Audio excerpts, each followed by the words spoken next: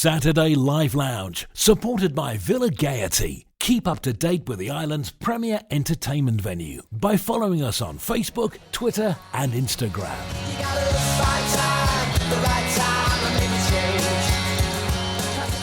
Cast are back, both in the new music sense and in the Isle of Man sense, as they prepare to return to our shores to play the Villa Marina on the 20th of September. So I caught up with John Power recently to find out what we can expect from the gig and the album. It turns out John is clearly happier than he's ever been. The conversation was incredibly free-flowing, honest, open and funny, with John dropping words of wisdom and little nuggets of life learning throughout. He talks about growing vegetables, writing music, band breakups and makeups, fans and, of course, the new album. But first we had to somehow find a way to connect. It took us several goes, technology not really being either of our strong points. Hello. Aha! Are you there? Okay. Oh, that's amazing. So, John, first of all, hello. Yeah, hello. It's lovely to chat to you, and we're so excited you're coming back with the band. So 20th of September in the Villa Marina, which would be excellent. It's really good to have you back. I want you, before we get into the chat though, just to paint a bit of a picture. I want you to just describe your surroundings for us. Tell us where you are, what you're up to at the moment. At the moment, I'm just sitting, with a guitar and a piano and just, tinkling about, really. That's what I do. Just working on new material and bits and bobs like that. Yeah, just having a cup of tea and talking to you. Of course, you'll start with a guitar and a piano. Because you do often post little snippets on your Instagram. You're obviously very prolific. Yeah. You're always writing, aren't you? I'm always trying to write, yeah. I mean, I am. I write things every day. Not all of them see the light of day. A lot of them, I've got a good idea that I'm trying to finish and I'll end up going off on a tangent and, thinking, maybe there's something new over there. And, you end up writing lots of bits and bobs that are neither here nor there. But, I am always writing, I guess. I am, yeah. And I suppose nowadays it's a bit easier, isn't it, to capture these things? Because I'm guessing, sort of back in the day, it was all about recording little snippets on mini disc or having to get into a studio before you could actually record anything. I'm terrible. I record all my ideas just on the phone. I mean, I've got the most rubbish setup, to record. I haven't got a setup. I keep saying I should. I used to have a little Tascam 4-track and things like that, where you just put your old tape in and record on that. But now I'm actually thinking of going back and buying one somewhere because it seems so easy. I'm not very good with technology. So I still actually record my ideas just on my phone messages. I've got hundreds of ideas. And then I have to slowly remember which one was good and which one wasn't. And then I'll be mulling over ideas in my head. And some ideas mull around for a decade or two, mm-hmm. and some ideas are fresh. And it's just a constant sort of, that's why really I've got no time for anything else in the world, because I don't have the capacity to take in the information anymore, people's names and what's going on in the world. I mean, I'm aware of things but my brain, the volume of space I have, my data is full of chords and unfinished songs and little verses that I'm trying to write, and that's pretty much my data is full. My human data is full of all that. So there's something kind of wonderfully sort of romantic about that, but also probably a bit difficult if you're trying to write a shopping list. Yeah, well, shopping is it's if it doesn't grow, I don't buy it. Quite right too. Well done, man. You just get your vegetables and go home and cook something. I mean, that's all you need, really. Are you green-fingered? Do you grow things? To be honest with you, I've got a garden, and my wife's very good at growing, at keeping on top of it all. I mean, I'm practical. I haven't got a vegetable patch as of yet. I talk about these things. These are something that you'd like to kind of do, you grow something. Yeah. I mean, I suppose it's a little bit like a song, Uh-huh. You nurture the idea, the seed, and then the fruition is you get something at the end of it. I guess, growing your own vegetables and then making some food is as fulfilling, Hey, Brian Wilson got a whole song out of it, so you know. Yeah. When you come back to your writing, then I'm intrigued. Then, when you're sort of seeding these ideas, if we go with that kind of metaphor, does it start out as John Power solo, and then sort of then you think, okay, this will be cast, or do you start writing something and think this is definitely cast rather than John Power solo? No. The first intent is just a song, really. Yeah. It's just songs. I mean, I just write songs. Some, you know. At the moment, we've just done a really well-received record in Love Is the Call. That came out at the beginning of the year. And it's kind of really give the band fresh energy, because it feels so fresh. It's a bit like a debut record. You know, after all these years, it's got a real zing to it. It's got something like a real energy, and it's got a fantastic song. So that's kind of... I did think, I'll do that album. And I had all these other ideas, which I thought... This will be like maybe a John Power solo record, because they were a bit, maybe they weren't right for the record that I just recorded. But after the summer of playing, I mean, the new stuff's gone down. We've kind of got a great balance in the set with new stuff off Love Is the Call and obviously classic hits. But it's just kind of, the band seems to have a zip in their step. And I'm now thinking, well, those really good ideas I had that I thought were maybe going to be John Power songs. Actually, what I realised with working with Youth as the producer and arranger is that I can change, you know, certain songs and take them, I don't know, if they need to pick up in tempo or the arrangements need to be quicker and clear. You know, so really what I've been working on the last, and quite intently, I'm kind of got the bit between my teeth again now, and I'm closing in on going into the studio with Youth, and I'm playing them a load of songs and saying look, you know, I think this could be another cast record. What do you think? And so that's where I'm up to. But I'm intently working on them at the moment, and I feel something's kind of happening. Just I'm letting it happen. I'm not trying to like normally in the past when you get stuck, you kind of force it a bit. And now I'm just kind of I know I'm in a really good place, right? And the band are in a great place. And it just feels like if I let that feed itself, then I think the next record will be actually, you know, another cast record. I'm thinking maybe if we could get in next year, we could record it and then it could come out very early the year after, you know, which is kind of quite fast, really. The last time we had 7 years between a record, so it's going to be. I've got the energy and the focus again.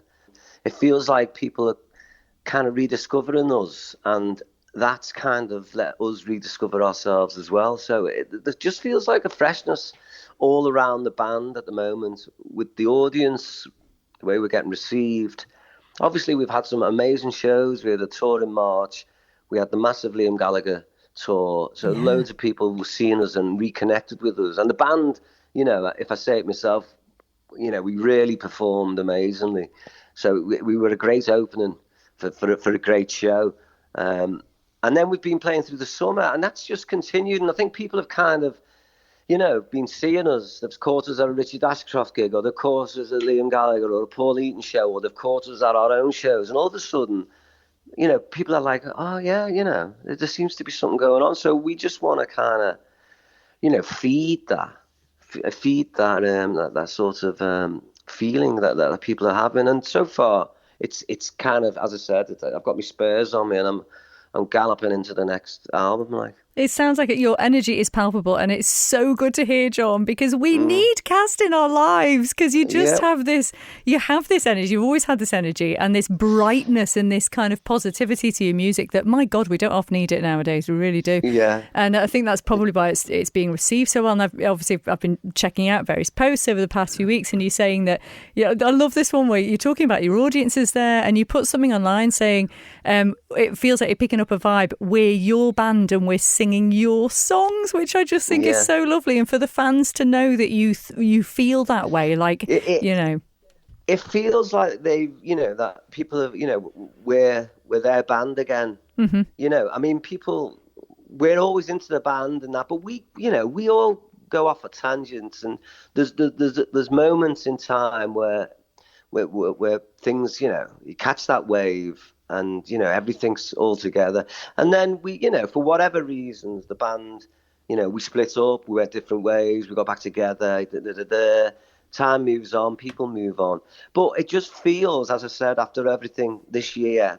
And we've been, we've been working hard behind the scenes for a couple of years now with the live shows and things like that. So it just feels like all these things are starting to fall into place again. And that was true. I mean, I was playing the show and it was just, I've been feeling it over the weeks. Every weekend we were playing and I just could see that people were genuinely looking with fondness and listening and singing along. And, you're in that very sensitive mode, singing and playing. And you can pick up on these things, whether it's consciously or not. And all of a sudden, I've just really become aware that, I can feel this positivity from the crowd. Like, it's not like, oh, here's Cast. I haven't seen them for years, and I like the song of theirs. All of a sudden, it's like, oh right, it's like I was seeing them maybe a few months ago, so and so, and it just feels like they're coming on board, and we're re-nurturing, rekindling that connection with the audience. They're our audience again. It just feels like that, and I don't feel like I'm making it up, and so I'm performing to them with a bit more love and a bit more openness. I don't feel as closed on stage as if I've got to win people over or they're not here to see us. Even if we're on a festival or whatever, I feel like people are aware of the band again, and that they're giving us good energy. They're kind of happy for us to be performing, and so it really adds to the way you sing and the way you play. All of a sudden, I'm opened arm to them, and I want to sing to them as opposed to just want to, I'm fighting uphill battle or I'm fighting my own corner and people aren't, you know what I mean? It just feels like we've got people on our side again, and it's you can go a long way. It goes a long way, both ways, from them to us, from us to them, and continuous, Oh, I can't wait to be in that crowd when you're over for this, because it just sounds so special. It really does, John. The band are on fire at the moment. I genuinely, I honestly, we're playing better than we've ever played in our lives. I'm more at ease on stage than I've ever been in my life. I'm singing better. Everything. We were talking about the other day. I think, if we'd have had this, if I'd have had this feeling I have now 30 years ago, I think that's the difference between something like, like, I don't know, your real great acts like, your Bowies or your whatevers, they know what I'm talking about, but they maybe had it when they were 19 and 20. They just had it then, where I think, other artists, it's like a jazz journey where you pick it up as if you stay in the game long enough. All of a sudden you stop trying to force. Stop trying to win people over. Stop trying to convince anything, even yourself included. Stop trying hard to impress. You're just more of a conduit, and you allow the music and the emotion to feed itself. Really, you're just a vessel for it, and then people pick up on your relaxation. They realize that you're not. It's okay. You know what it's like, when people try too hard in anything in life, it can be slightly off-putting, I think we just want to see people enjoy themselves on stage, because then we enjoy it more. Yeah. Well, I think so too as well, yeah. I get that. I get that. Do you think it helped, because you're talking about, when people get it when they're 19 or carrying on through or whatever, do you think it actually helped casting having that kind of split in between, because it gave you a chance to step away and then regroup again? Maybe, yeah. The Cast thing, it created. Yeah, they were volatile times, really. The end of Britpop, everyone was young. I was a different person, to what I am now. I was, by the end of Cast, I was very stressed without even knowing what stress was. We were all burnt out. I think, emotionally and physically, and just the moment the kind of honeymoon was over, and you just had enough. I'd had enough of myself, never mind the band, and that's how I felt. It was just like, and I think you just have to go. I don't know. Some bands maybe stay together and get through that. we didn't. We sort of had to I had to put it all down really, and then I had to spend a good few years really, really not wanting to sing any cast songs. I just really couldn't bring myself to. And then I did a few solo records and did a few things and started to slowly find my my vibe and mojo again. And then just one day, I think, I don't know whether it was 7 or 8 years later, I just played Sandstorm at a show off the cuff, and it went down great, and I felt good. I thought, God, that felt okay. I didn't feel like a parody of myself. And then, I kind of had an album and got back in touch with the band. Got back together. But even then, that's been a long journey. I mean, Troubled Times, is a great record, but I haven't listened to it. I can't remember it. Kicking Up the Dust was about 8 years ago. Mm-hmm. And it was more like a collection of ideas. I mean, I never intended to write an album. I just wanted to do something with the band to prove to the band and ourselves that we were a band. It started with just doing a new song or two, and then I thought, I'll roll with this. And it's a good collection of songs, but it hasn't got a thread or a character. Love Is the Call. I mean, it's got that thing that All Change has and other albums have. You put it on and it's a bunch of songs that are all framed. They're all of the same picture. They're all of the same energy, even though they're different. There's something about it, and that when you get it right. And Love Is the Call is that, it's the record Cast needed to make, but had never made. And because we've done that, I feel like we've completed the circle now, and the energy's flowing again. And it's given me, it's a record I needed to make. It was like, in the space between the end of the Lars and the beginning of Cast was this place I needed to go back to, really. And that's where I got my inspiration for Love Is the Call. But since that, it's kind of been very cathartic, and it's, as I said, it's really empowered the band with energy. We're kind of like in a really good place, and that's something you can't decide to do that. It has to take you there. You have to be there. It's not something you can't plan a road trip to get to the right place to be in a band. You've got to have all the right things. It's got to feel natural and beautiful and inspiring, and you've got to want to write new stuff, and I genuinely feel like I've got, I'm like, oh God, I've got some songs ahead of me which I need to write. I still think the band have got a moment to have, even though we've had so-called success, and we are so-called successful. I still feel there's something just around the corner now, and I don't know what it is. Whether it's a song, a big album, or a big song, something is certainly drawing me towards it. We'll soon find out, Oh, I'm so excited to hear it. Well, it's interesting the way you're talking, because I suppose, from a band like yourselves, it's a very different thing, isn't it? Starting out as a bunch of mates who are having fun and playing music they love together, to then being successful, like you say, it changes the landscape so much, does it? And when you've got a group of creative people together, because we know what it's like, we creators, we have egos, and it makes it difficult. Yeah. So when you have that closeness with people who, then have that kind of all on the go with success as well, it just makes things very complicated, doesn't it? Yeah, definitely. I mean, egos and partying and spending too much time together and repetition and all sorts of things. But that just feels like it was like yesterday's news now. I mean, it's very strange how growing up, and it's something you can't lecture or tell other people. It's just a place that you either are lucky enough to get to, or you hold on to that point in the past, which never really took you somewhere good anyway.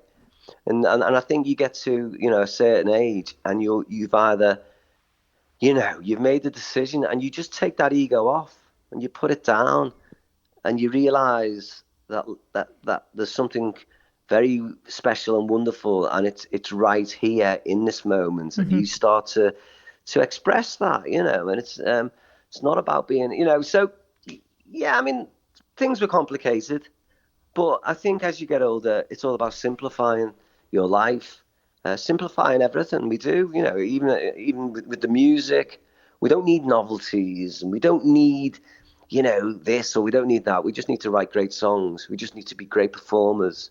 We just need to be. I just need to be able to sing them with you know, with the emotion that the listener needs to hear.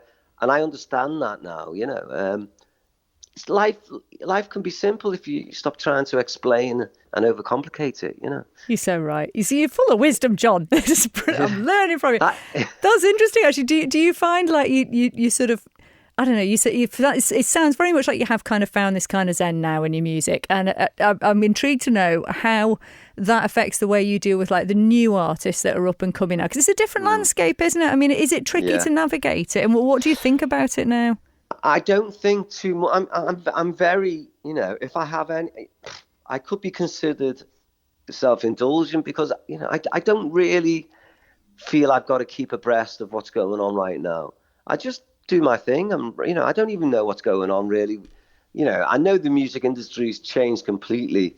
I listen to music, you know, when people play it to me. I hear new bands, but you know, I've got Miles Davis on and Captain Beefheart, and you know, I mean, you know, I my vinyl stuff. collection is just, well, I mean, I don't mean to be, you know, righteous or patronising, but you get to a certain point, I guess, when you've been making music for you know, over 30 years, and you just, well over 30 years, you know, you just think like, I'm just going to listen to the stuff that I find inspiring. You know, modern music is of, you know, it's a younger generation and they need it. It's their generation. I'm kind of now just trying to want to write a classic record that is beyond the fad and the moving of time and all that. And so I don't try and keep up with anything. I just keep afloat. Yeah. Just keep buoyant, keep buoyant, and you know, and keep. I mean, you know, I'm just in wonder of things, whilst dealing with the demons that humans generally have in life with themselves. Anyway, you know, it's just like, you know, trying to get through each day as it comes, and just remembering that all the good stuff happens generally when you're not bitter and twisted, or not anxious, or not, you know, I mean, the good stuff comes when you're all right. You recognize who you are and where you are and the people around you and what matters, you know. But growing up is growing up, and you got to make a hell of a lot of mistakes to recognize that. I mean, we're still making our mistakes. I'm still making them all, you know. Well, on that note, then, what do you think? What do you think grown-up John Power would say to starting out John Power back in the day? Then, speak a little bit slower for starters, because that's something I've learned to do. I think really I would have told myself to. I look back on the times of cast success and all that, and really I should have just took my foot off the accelerator a bit and enjoyed myself a bit more. You know, I was, without realizing it, quite uptight and because there was a lot going on. You know, I had to sing, I had to write the songs, had to go out and you know, and all these things were going on. I should have just enjoyed the moment maybe a bit more. That's what I would say. Make the moment last, because it's constantly in a state of flux, and everything that will be gone, and you know, nothing lasts forever, like, you know. So I would have said, slow it down a bit, John, enjoy yourself, because actually when I look back to a lot of the heady days of cast, the big successes, I don't know if I was enjoying myself, to be honest with you. And I say that to the band now, you know. I mean, they weren't the best times of my life. They weren't, even though, you know, we were big, and I had success, but it wasn't all it kind of is made out to be. You know, that's why people crash in the end, you know, because they're just running on fumes, and they realise that, you know, it's a very fickle industry, the music industry. I'm much happier and more content. But if I had that success again, Oh man, I breathe it in. I mean, I was doing that when I was playing on the Liam Gallagher shows. Playing I and a half bet. thousand people each night, and or what? Not every night, but a lot of nights were like that. And it's just like I was making the moment within the seconds. Everything was slow motion because I didn't, I needed to. I was playing the songs the same tempo. You wouldn't have known, but in my world, it was all a little bit. It was all slow motion, little moments of slow motion, and that's what I'd have told myself in the past. Slow it down, make the moment last, because the good times you want them to you want that to last. Stop looking for tomorrow. Stop making plans for tomorrow. Stop trying, you know what I mean? Stop trying to look around the corner when everything is where it's at right now. So that's what I'd be telling myself, not, if I could. Do you know, I tell you Well, I what. can't, so I tell myself now. That's what I tell myself now. This is how I talk to myself daily. It's a very healthy thing, I have to say. And I've got to say, Yeah. because you're doing this tour next year, the Intimate Evening with John Power. Oh, God, yeah. Next year. You've written the show just in this conversation. Well, it's funny you say that because I'm going out. I think it's like early next year doing quite a few kind of more intimate Q&A. I mean, it won't be just a live show. I'll have a guitar with me and I'll probably intersperse like conversations, or I'm not sure how it's going to turn out, but I guess once somebody asks me something, then I'll probably start talking like I am now. I mean, I haven't scripted it yet, and I'm just gonna. I don't think you need to. You don't need that's to, what I'm John. saying. Do you know what? I've always been very good at I tend to leave things to the last moment and just deal with the situation when it happens. I'm not very good at planning anyway. I'm not a very good planner. If there's something ahead of me and I make that gives me the EBGBs, makes me a bit nervous then because I start questioning, well, what am I going to do? The best thing I do is I'm very good at reacting to things. So I think I'll just go along with it. I've got, if someone talks to me, I've got things to say. So I guess it's going to be, maybe it'll be as good as easy as this conversation. Oh, well, let's hope. I mean, I know you can have, Yeah. everyone's going to love it if this is what it's going to include. Chats like this is fabulous. Yeah. Well, listen, the album's out now. Love is the Call. It is a beautiful thing on coloured vinyl. My word, you must be so proud of it. I'm very proud of this record. Genuinely very proud of this record. And I can't say that about all the records. I'm happy I made all the records, but this one felt and feels. You just know when the record has a character. It's got a lot of energy and a lot of beautiful rock and roll, and I even played bass on it, which I hadn't played bass on a record since the Lars days. So it was great fun, great fun, and there's some beautiful songs on it. I am very proud of it. It sounds weird saying that. No, it's a wonderful thing. You should be proud of it, John. And we're going to play Love is the Call, the lead single, in just a moment. But of course, you are coming to the island. We're super excited to have you back. So what can we expect from the show on the 20th then? Well, it's going to be, as I said, the band are really in a good place. So, I mean, performance-wise, we're really having. It's a joy to play. But the balance of the set has been what I think is been making the show so great recently. Is that we've got all the old classic hits that we will be playing as well, but we intersperse them with with tracks off the new album, and the energy of the new tracks, it just brings them right up to the old song. The set is quite seamless. So, I mean, the songs like Tomorrow Calls My Name, Love is the Call, The Rain That Falls, Far Away. They're all going to be in there, but it's not like oh, hang on a minute, everyone. This is where there's a big lull, and we're going to play some new stuff, and everyone's going to chat, and then we're going to play some big hits, and everyone's going to love it.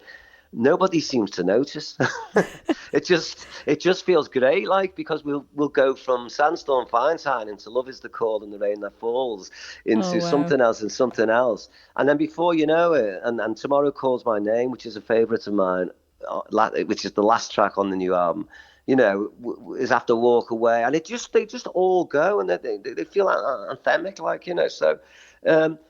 That's what you can expect. I mean, a band, dare I say it, in their prime. You do. You should absolutely say it. And I tell you what, it's going to be a night not to miss. It really is. So if you haven't yet got your tickets, do get them. Johnny, I'm going to let you introduce the title track from your new album because we need to play it for people. Okay, right, yeah. Okay, well, this is Love Is The Call.